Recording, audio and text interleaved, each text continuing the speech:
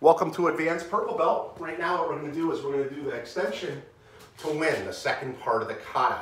Okay, so we just got done putting our sword away and we're down like so and we're ready to start off the first motion. Okay, now as I do that, I grab a reverse grip of the handle and I step out deep into a bow stance and I draw this sword out with the blade up. Okay, so I'm actually cutting low. And I'm going to let this sword touch my forearm so I can have some backing behind this, some leverage behind it. But this sword is immediately going to turn back. And where I'm cutting across the side of the neck as I'm stepping out. Okay, so I slip step and I step out. And I'm going to let this sword turn upside down so when it strikes, it's got a striking pattern like this. But I don't want to let go of my hand, okay? I don't want to let my fingers let go. I want to hold on to it. Because what I'm going to do is turn the sword over and return it to this motion right from here, okay? So again, right from here, the very first motion is cut, cut, cut, cut. I step forward for do, and I do another do where I'm driving up, okay? Again, keep your fingers closed on this. All you're doing is just pressing up. We don't want to necessarily be in this type of position.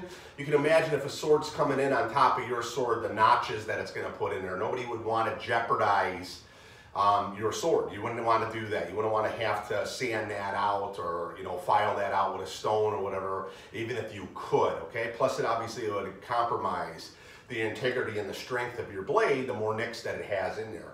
But there is no doubt in my mind, if we would have lived in feudal Japan where the Japanese sword was being used, there were times that you had no other choice except to block that way, okay? And so we're just going to represent that for a minute, for whatever it is, okay? It doesn't necessarily have to be a block. It could have been, if this is my target, of me coming up and scraping underneath. It's a little vicious, but you know, you don't know what it could be many things, okay? So anyways, it's going to be slicing through. Now on this one, let me show you real fast. If him and I are standing together like this, and I draw that sword, you can see where I'm going low, and I'm coming back out this way. So that's the strike that would come out for this gentleman, okay? So again, 1, 2, boom. Step forward, and let it roll up, okay? When this comes in from here, I'm just gonna simply step back left, and I'm gonna let this come down with a do, step back right with the do, but I wanna time this, that I turn my sword into a reverse grip again, and step back left, and step back right, get this sword underneath the back of my hand, so it's kind of concealed to the outline of the contour of my arm.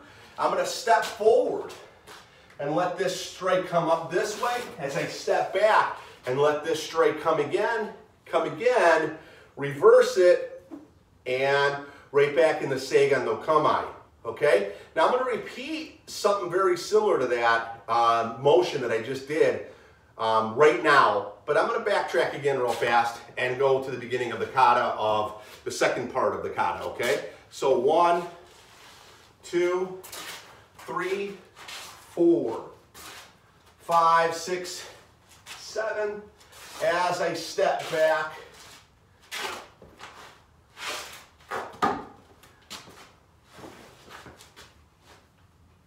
Now on this one, I'm going to cut down low, and I'm going to touch the back of my body as I cut down with that strike. Now, right from here, I'm going to slip step over the top. And this cut's coming in, and I'm going to go on what we call choken no kamae, all right, which is where you're going to have more of your hand on the back end, and it's going to be tucked in this way towards wall number 3 in this case, okay, off to my right side, and to that angle right from there, okay, all right. I'm going to turn this sword to block it this way for me, okay, or just to kind of keep it as a guard. And I'm going to turn it around, I'm going to lift up my left leg for a spinning hook kick, and I'm going to face wall 2 right now. And when I do wall 2, I'm going to go wheel kick, plant my foot down, still keeping this together as best as we can, spinning rear kick as I plant down, I'm looking back to wall number 3 again right now. And what I'm going to do, and watch my footing on this, I'm going to come in, chicken kick, and right now I'm going to do a jumping, spinning hook kick, all right? So I'm just going to come up, hook it, and drop it to my kneel. So that's part of my strike right from there. Looking at wall number 2, I want to get over to wall number 3 again. So what I'm going to do is I'm just going to use this left leg as my support, pick up my right leg, okay? And I'm going to swing this strike all the way around. So I'm facing wall 3. I'm going to drop down in a Gaiden no Kamae. I'm going to put my feet together and raise my sword up high in the Judan no Kamae and step back with my left until I am in Seigan no Kamae. Right from there, I'm going to drop back. Okay, excuse me, I'm actually going to, yes, I'm going to drop back and I'm going to go men, kote, do, do, ashi, ashi, ski. I'm going to let the sword turn back into that back stance. My sword went away. I'm going to take 1 step, foot turned out, 2 steps, and 3. And I'm going to bow, pull my sword out, and done. Let me show you that ending part of that sword turn. So anyways, I'm out. I'm going to let this sword turn. And when you're doing this, again, make sure that your hand is closed. Don't get lost in with this. It's kind of riding in between your index finger and your thumb kind of a thing, okay? You can move fast. A lot of people you'll see do that kind of stuff. You'll catch old-time movie people doing it all the time. The thing is imagine if you got clanged with something else, you would drop your sword. You definitely wouldn't want to lose it, okay? And plus, you're not really getting the power. It's more for flash that way than if you're using it with your hand for whatever you're cutting with. You'll be able to use that. You'll pick up your speed. You'll be better protected. You'll have a better grip, and it'll become a legitimate strike. Okay, anyways, back to what I was talking about here. This strike, and if you notice, when I drop it, my blade is out. Okay, so I'm letting that blade drop back. And this one does the same thing. So the blade's coming back down again, and it flips. So what I did here, let me get a little closer, is I'm letting go of my hand for just a minute and putting the sword in between my middle finger and my index until I flip it. And now I'm in a reverse grip, okay? It's all momentum type of thing. Have some confidence in it, and you know what? If you drop it, pick it up and do it again. No big deal, okay? All right, from here, this sword comes down, and again, just like we talked about in our sword sets, we want to follow the contour of the arm.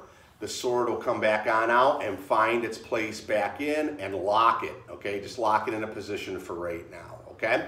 Okay, so again, if you notice too, when this is up here, you'll see that sword butt is on my target again. So again, real simple, if there's an attacker, I really need to use that sword again before I put it away, I'm already in alignment to strike or to come out with my own type of striking, okay? Again, this is wind, and that's the second part of it. Put it together. Again, there's videos on Northeast Kenpo with the full kata, so you can see the whole kata in entirety. All right. A lot of good techniques in this particular kata.